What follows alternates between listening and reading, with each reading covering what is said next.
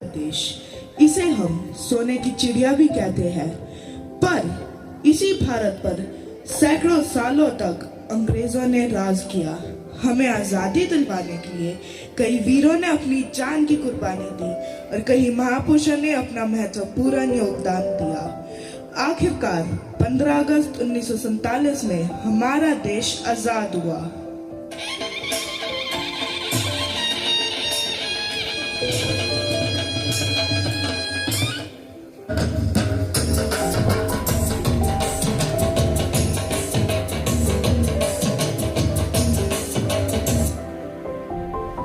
लेकिन इस देश के लिए नई चुनौतियां शुरू हुई। इस स्वराज को आगे बढ़ाएगा कौन?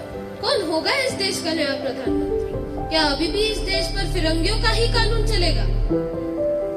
नहीं, हमारी देश का संविधान हमारी वक्त, हालात, समाज और संस्कारों के हिसाब से चलेगा। कौन बनाएगा इस देश के संविधान? कैसी व्यवस्था चुने? ऐसी व्यवस्था जिसमें जनता अपनी प्रतिनिधियों का चुनाव कर सकती है जो उनकी ओर से शासन करे। और सभी ने चुना लोकतंत्र व्यवस्था। लेकिन मात्र कह देने से गणतंत्र नहीं बनता। उसके लिए जरूरत थी एक संविधान की जो न्याय का आधार हो। और इसके लिए ड्राफ्टिंग कमेटी का निर्माण हुआ, जिनमें 389 सदस्य थे और उनमें मुख्य थे बिहारी नारायण, गोविंद वल्लभ पंत, कृष्ण स्वामी अय्यर और PM राव। और इस पूरी कमेटी का अध्यक्ष थे डॉक्टर भीमराव अंबेडकर। और इस तरह से आया संविधान का पहला ड्राफ्ट।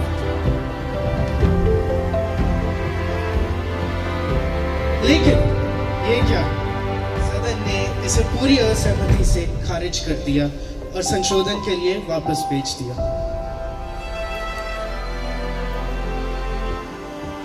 फिर 2000 संशोधनों और परिवर्तनों के बाद आया संविधान, जिसको 2 साल 11 महीने और 18 दिन लगे। 26 नवंबर 1949 को ये हस्तलिखित संविधान 2 प्रतियों, हिंदी और इंग्लिश में प्रस्तुत हुआ। ये दुनिया का सबसे लंबा संविधान था।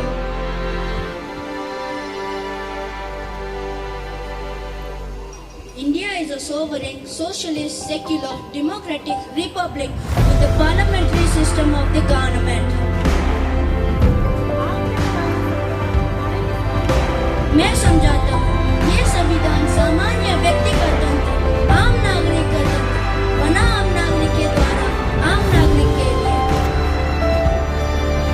और हमें मिले देश के पहले राष्ट्रपति डॉक्टर राजेंद्र प्रसाद और देश के पहले प्रधानमंत्री पंडित जवाहरलाल।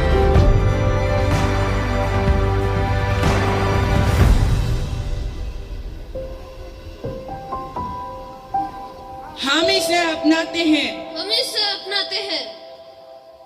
ये संविधान सभी के मौलिक अधिकारों के बिना किसी भेदभाव के रक्षा करता है, जैसे जाति, धर्म, रंग, संस्कृति, आयु, भाषा, आस्था और जन्म। लेकिन लागू अपना ऐतिहासिक दिवस पर ही करेंगे।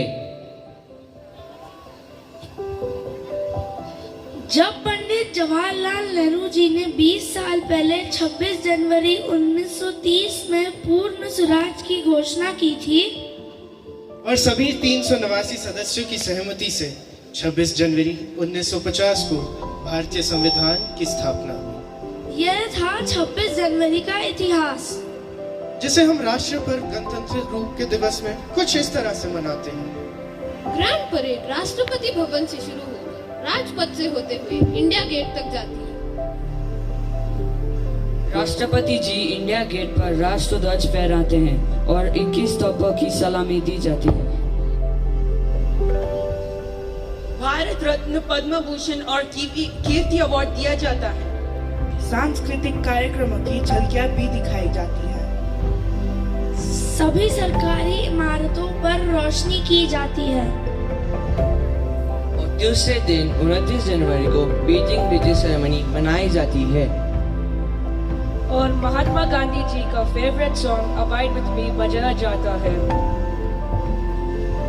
यह त्योहार जनता के दिलों में उत्साह, उल्लास, आपसी सहयोग भाईचारे और देशभक्ति एवं देश प्रेम की भावनाओं को जन्म देता है। सभ्यता सभ्यता जहाँ पहले आई, पहले जन्मी है जहाँ पे गया। अपना भारत वो भारत है जिसके पीछे संसार चला, संसार चला और आगे बढ़ा, यूं आगे बढ़ा, बढ़ता ही गया। भगवान करे ये और बढ़े, बढ़ता ही रहे और फूले फले, बढ़ता